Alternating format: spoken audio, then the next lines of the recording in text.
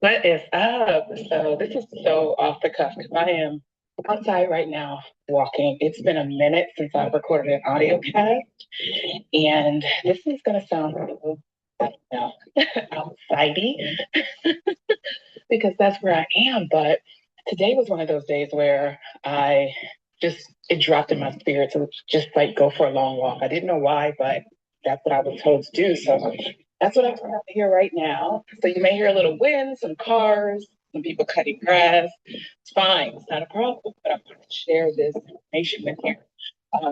If you don't know me, my name is Shawana Mays, and I am a certified holistic life and wellness coach. I specialize in helping women stop the habit of chronic quitting on their goals, and I teach them how to build the skill of unstoppable follow through no matter what. So I've been on this journey to really get this process out, the skill out to as many women as possible because I believe as a woman, we have so much influence over our family, over so many things, specifically our daughters, and just showing them a different way to live, right? Because we've been living a certain way in our lives and believing certain things in our lives that create so much unnecessary suffering, so much pain. But because we've believed it so long over and over for years and years, we believe things to be true that aren't necessarily true, but are just a belief, a heavy belief. And we decide never to question it, even though we're suffering from it. So I really want to help women see like a different side of life, right? A different side of thoughts that they could think to empower themselves, right? And to create the things in their life that they want, because that's been my experience, regardless of what scale it's been on, that's been my experience. And I so enjoy stepping into that part of living life in the way that I want to, in the way that I know is possible, and what I've been able to teach my baby girl because she's been along that journey, me watching me blossom, step into a new part of me, right?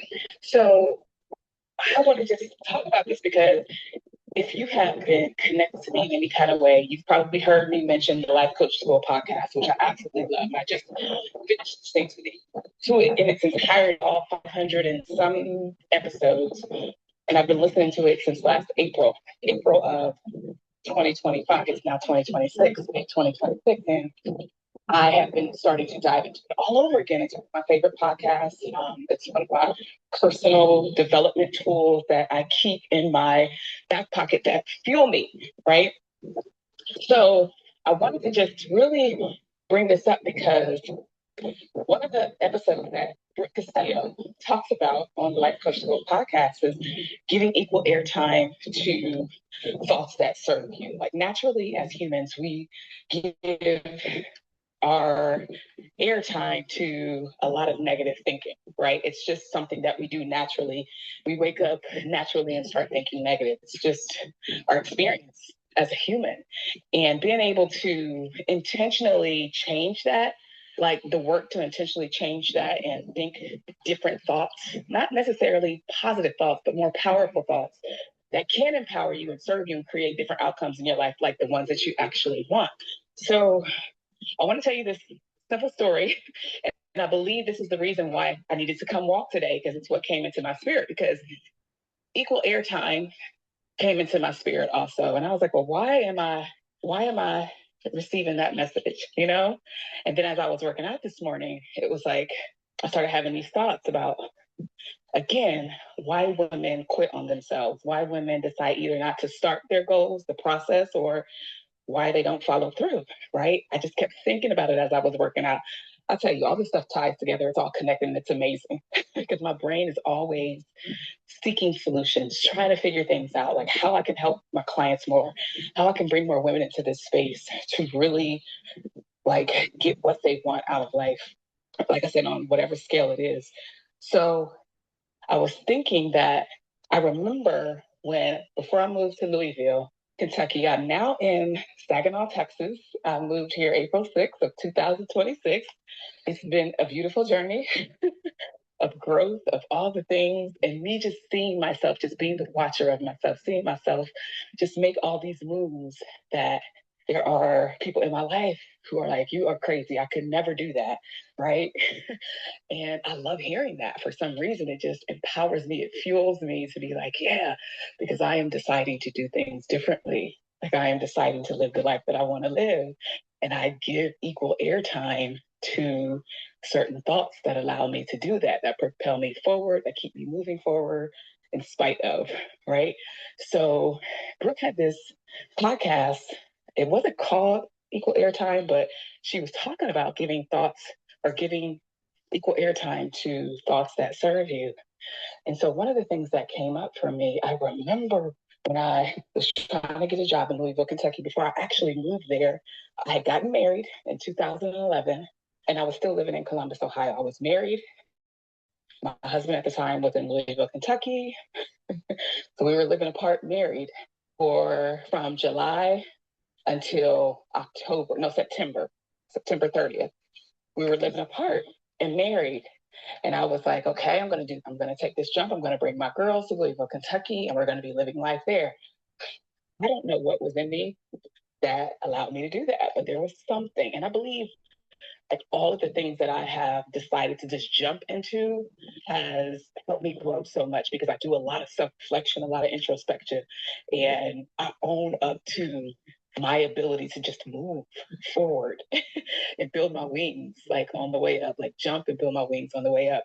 But what I love is that I was thinking like when I moved to Louisville, Kentucky, I had cut my hair in 2010 and I had a teeny weeny afro, a TWA, and living the natural hairstyle life and getting rid of weave and all the things that I felt like kept me safe, that kept me like kind of pleasing the world in regards to my looks because I dealt with a lot of low self-esteem issues because I have full lips, because, you know, being conditioned that my hair was nappy, ugly, whatever. I had to have straight, long hair in order to be beautiful, blah, blah, blah, all those things.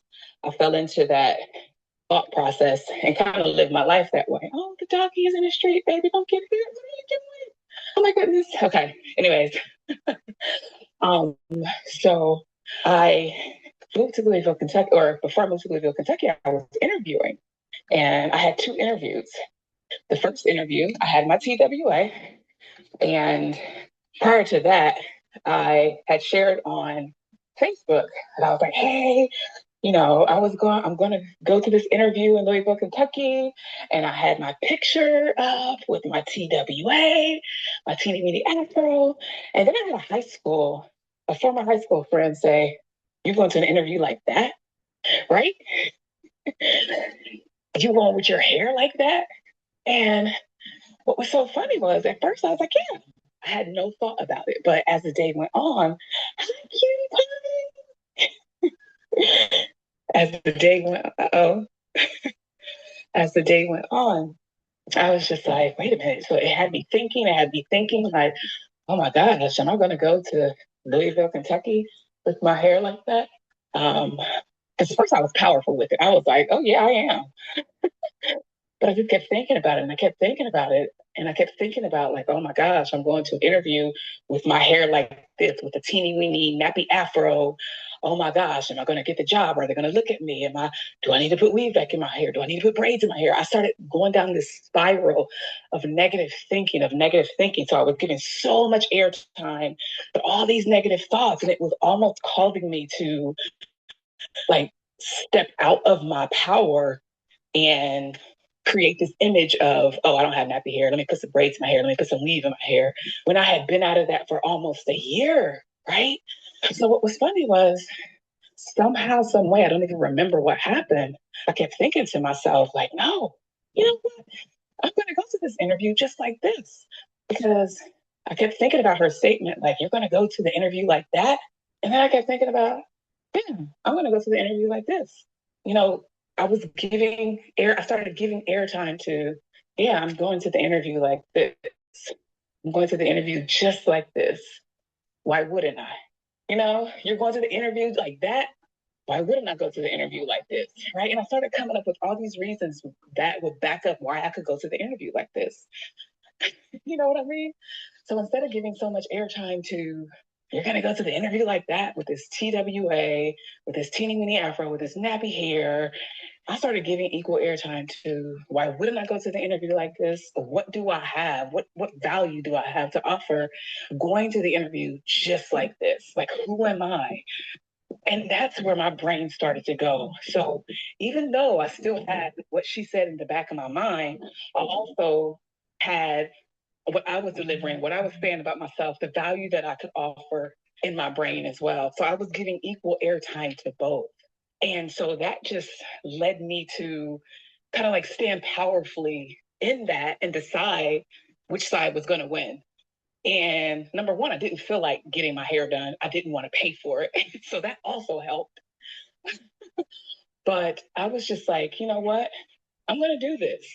I know how valuable I am. I know what I can offer in this position. I have the same position now, working at Chase Bank in Columbus, Ohio. So I went into those weeks leading up to that, giving airtime to my thoughts and my value, which ultimately won, which put me in the position to go ahead and do the interview. And I got the job. Okay. So we miss out on a lot of experiences, a lot of things that we can be doing because we allow what other people's beliefs, because I can only imagine what this person was thinking, like what this person was thinking about why I would actually go to an interview with a teeny weeny afro. And it's so funny because now that I know that she had nothing but a collection of thoughts, a collection of negative thoughts. And this was a Black woman. She had nothing but a collection of negative thoughts about hair, right? So, although I didn't have this skill set that I do right now as a coach and the ability to analyze and ask these sort of questions, I would love to know what she was thinking, like what her thought process was that probably would not have allowed her to go to an interview with a TWA, right? And I'm so grateful that I even had the ability to turn that switch on for myself and decide, why wouldn't I go to the interview like this? Right? I had the ability to give airtime to that particular thought, that particular question, which actually led me to creating the experience of moving to Louisville, having a job, and living there for 14 and a half years before I actually left and moved to Saginaw. So, me understanding this process, this concept, and practicing it even more now that I have this tool, this awareness tool in my arsenal, right? So I am giving always equal airtime anytime a negative thoughts enter my mind in regards to something that I want to do, an experience that I want to have, whether it's in my relationship, whether it's in my business, whether it's just for me personally, I'm going to give equal airtime to a thought that serves me, that's going to help influence how I feel in a good way. It's going to give me some good feelings. Those feelings are going to influence actions that I can take, the actions that are going to drive the results that I want, right? So be open to giving yourself equal airtime, to giving equal airtime to thoughts that are going to serve you. And oftentimes, this is not things that we are taught. This is not something that the world has taught us to do, right? Oftentimes, we sit in negativity and we repeat these negative thoughts on a loop, and we don't know how to change them. It is so hard because no one ever teaches us this work.